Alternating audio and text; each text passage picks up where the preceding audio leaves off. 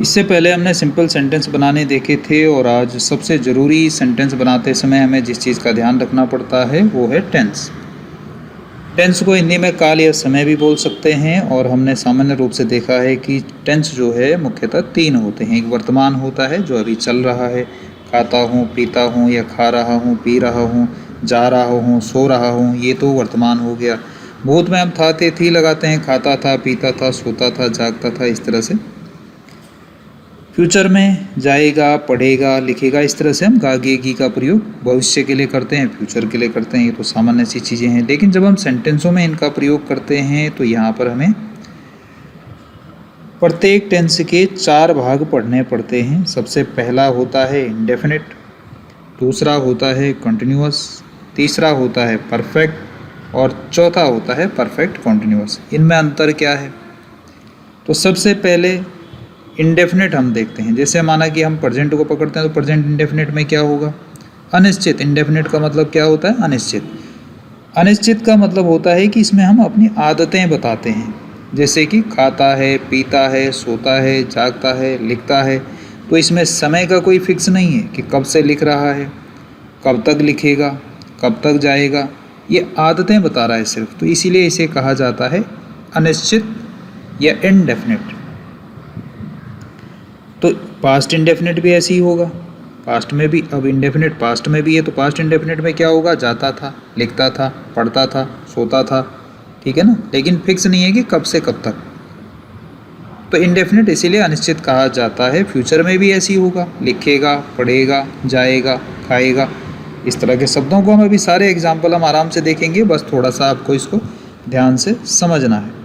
अगला है continuous. Continuous में कोई भी काम अगर लगातार हो रहा है, जैसे कि उदाहरण के लिए प्रेजेंट की अगर हम बात करें तो वो पढ़ रहा है, लिख रहा है, सो रहा है, जा रहा है, तो ये हो गया आपका प्रेजेंट कंटिन्यूअस। पास्ट में भी ऐसे ही हो जाएगा, जा रहा था, सो रहा था, है ना, बैठ रहा था, लिख रहा था, तो ये कंटिन्यूअस हो गया पास्ट वाला। फ्यूचर कंटिन्यूअस कैसे होगा? जाएगा, सोएगा, है ना, सो रहा होगा, जा रहा होगा। तो इस तरह से रहा है, रही है लग जाएगा, पास्ट में रहा था, रही थी लग जाएगा। परफेक्ट में क्या होगा? परफेक्ट में होगा कोई भी काम पूरा हो चुका है, मैं लिख चुका हूँ। परफेक्ट की पहचान क्या होती है? चुका हूँ, लिख चुका हूँ, है ना, और पढ़ चुका हूँ, खाना बना चुका हूँ। तो ये चुका है, चुके हैं लगेगा परफेक्ट में, पूरा हो चुका है काम, कंप्लीट हो चुका है। समय का ही तो है ना टेंस का मतलब समय, तो समय को हमें निर्धारित करना है, समय का हमें ध्यान रखना है। परफेक्ट, अब पास्ट परफेक्ट कैसे होगा? चुका था, वो लिख चुका था, वो पढ़ चुका था, सो चुका था, जाग चुका था, इस तरह से फ्यूचर परफेक्ट भी हो जाएगा, जा चुकेगा, है ना, चुका है, चुकी है, मतलब कंप्लीट जब काम हो गया तो कौन सा हो जाएगा? परफेक्ट हो जाएगा। उसके बाद परफेक्ट कंटिन्यूअस, मतलब यहाँ पर क्या होगा कि कोई भी काम परफेक्ट भी है, कंटिन्यूअस भी है, यानी कि 2 घंटे से, ये यहाँ पे समय दिया होगा कि 2 घंटे से लिख रहा है, 2 घंटे से खाना बना रहा है, 2 घंटे से पढ़ रहा है, तो ये परफेक्ट कंटिन्यूअस हो गया। तो कुल मिला के आपको इन चारों को, ये बेसिक है, अभी हम आगे एग्जाम्पल में भी समझेंगे इनको। तो मेन चीज़ है, इनको आपको समझना है। इसके बाद कुछ थोड़ा हेल्पिंग वर्बों का भी यूज रखना है, जैसे प्रेजेंट में do, does, is, am, are, है ना। इज मैंने है, एम मैंने हूँ, आर मैंने हैं, हैज, हैव, ये कौन सी वर्बें हैं? प्रेजेंट में। अब इसका इज का है का था हो जाएगा, तो था, थे, थी, वज, वर, ये सब कहाँ आएंगे?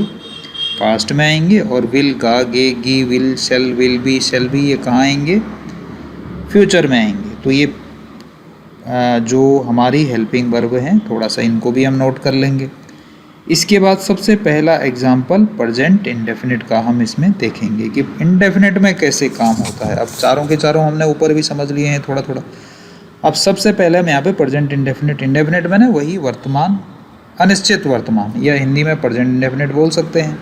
बहुत आसान है, हमारी आदतें दिखाई जाती हैं वर्तमान में। ता, ती, ती, खाता है, पीता है, सोता है, जागता है, उठता है, बैठता है। ता है, ती है, मतलब फिक्स कुछ नहीं है कि कब से पढ़ रहा है, कब से लिख रहा है, कब तक लिखेगा। तो ये अनिश्चित वर्तमान होता है। ता है, ती होता है क्या है?